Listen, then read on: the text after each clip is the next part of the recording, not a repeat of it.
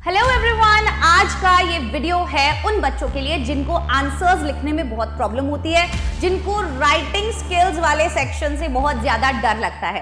अक्सर बच्चे मुझसे ये क्वेश्चन करते हैं कि मैम हमारे एग्जाम में स्पीच राइटिंग आता है, समरी राइटिंग आता है, लेटर टू एडिटर लिखने के लिए आता है, रिपोर्ट राइटिंग आता है। तो बहुत सारे क्वेश्चंस जो है वो हमसे पूछे जाते हैं, लेकिन मैम हमें ऐसा लगता है और हमें बहुत ज्यादा एक तो डर लगता है, हम उसके अंदर अपना टाइम मैनेज नहीं कर पाते और हमें लगता है कि हम एक अच्छा आंसर नहीं लिख पा रहे हैं, हमें लिखना ही नहीं आता है। आप सभी के ये जो भी डर हैं उनको मैं आज सॉल्व करने वाली हूं इस सेशन के अंदर, जिसके अंदर सबसे पहले मैं बात करूंगी, जो पॉइंट नंबर 1 मेरा होगा वो ये होगा कि आप सभी बच्चे अपने ग्रामर के इन 3 टॉपिक्स को परफेक्ट कर लीजिए, जिसके अंदर सबसे पहला टॉपिक आता है हमारा टेंसेस, ठीक है। सेकेंड आता है हमारा सिंटेक्स, जिसे हम सब्जेक्ट वर्ब अग्रीमेंट के नाम से भी जानते हैं, और आता है थर्ड हमारा पार्ट्स ऑफ स्पीच, ठीक है। ये थोड़ा सा इंपॉर्टेंट है, ठीक है, और इस पार्ट्स ऑफ स्पीच में आप मॉडल्स भी पढ़ लेना, मतलब अलग से होता है, ये इसके अंदर नहीं होता है, बट मॉडल्स टॉपिक भी अपने आप में इंपॉर्टेंट है। ये 4 टॉपिक्स ऐसे हैं जो आपको आपके अच्छे आंसर्स लिखने में मदद करेंगे। इन सभी टॉपिक्स से आपको सेंटेंस का स्ट्रक्चर बनाना आएगा, इनसे आपके ग्रामर का मिस्टेक थोड़ा सा कम होगा, सही टेंस के अंदर आप अपना सेंटेंस लिख पाओगे, ठीक है। इन टॉपिक्स से आप गलतियां कम करोगे कि भाई आपको सब्जेक्ट और वर्ब कौन सा कहां लगेगा वो पता होगा, इससे गलती कम होगी। अब बहुत ही इंपॉर्टेंट चीज जो बच्चे मिस कर जाते हैं वो ये कि ठीक है मैम मुझे टेंसेस भी आता है, मुझे सिंटेक्स भी आता है, मुझे पार्ट्स ऑफ स्पीच के बारे में भी पता है। फर्स्ट ऑफ ऑल आपको लगता है कि आपको पता है, आप जब तक क्वेश्चन प्रैक्टिस नहीं करोगे, जब तक कुछ लिखकर नहीं देखोगे, तब तक आपको नहीं समझ में आएगा।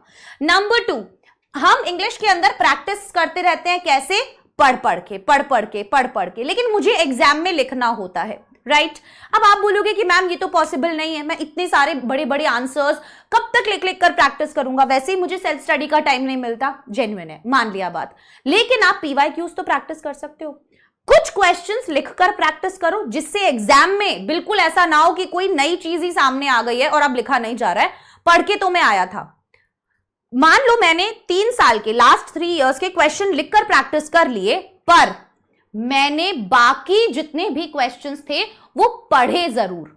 जितना ज्यादा बच्चों आप लोग रीड करोगे उतना ही अच्छा आपका वोकैबुलरी होगा, उतने ही ज्यादा आइडियाज होंगे। मतलब मान लो कोई भी एक चैप्टर था, उस एक चैप्टर के मैंने 10 क्वेश्चंस पढ़े, तो उसके बाद मुझसे कोई भी क्वेश्चन पूछा जाएगा तो मेरे दिमाग में इतना क्लैरिटी होगा कि भाई क्या लिखना है, मेरे पास 100 अलग आइडियाज होंगे। लेकिन मान लो मैंने उसी सेम चैप्टर के सिर्फ 2 क्वेश्चंस पढ़े, चैप्टर भी पूरा पढ़ा था, तो शायद आप इतना अच्छा आंसर नहीं लिख पाओगे, ठीक है। तो जितना ज्यादा आप रीड करोगे उतना बेटर होगा। पॉइंट नंबर 3 आ जाता है आपका vocabulary.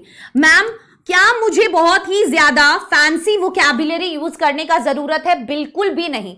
Simple words, short sentences, simple words, short sentences, grammar बिल्कुल उसके अंदर ठीक होनी चाहिए।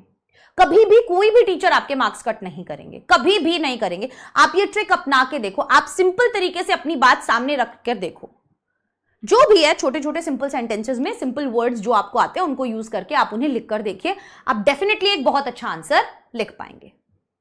आप ये कुछ चीजें एक बार ट्राई कर देखिए, आप इनकी शुरुआत करके देखिए, क्योंकि अगर सिर्फ आप रीड कर रहे हो और आप लिख कर नहीं देख रहे हो, या आप अपना थोड़ा सा तरीका चेंज नहीं कर रहे हो, प्रैक्टिस करनी पड़ती है। समरी राइटिंग के मान लो आपने 4 से 5 क्वेश्चंस प्रैक्टिस करे लिख कर, ठीक है। मान लो आपने समरी राइटिंग के 5 क्वेश्चंस लिखकर प्रैक्टिस करें, उससे क्या हुआ, आपको फॉर्मेट पता चल गया, आपको ये पता चल गया कि पैसेज में से समरी बनाते कैसे हैं, ठीक है। फिर आपको अपना ग्रामर का भी अलग से थोड़ा सा नॉलेज है, जिससे आपको मदद मिलेगी कि आप अपने आंसर और बेटर कर पाओगे, ठीक है। तो ये कुछ चीजें थी जो बच्चे जो अगर वो अपना इंप्रूव करना चाहते हैं आंसर राइटिंग, तो वो ये अप्लाई कर सकते हैं, जिससे डेफिनेटली उनके मार्क्स जो है वो इंग्लिश के अंदर अच्छे हो जाएंगे। Bye bye everyone, take care, all the best.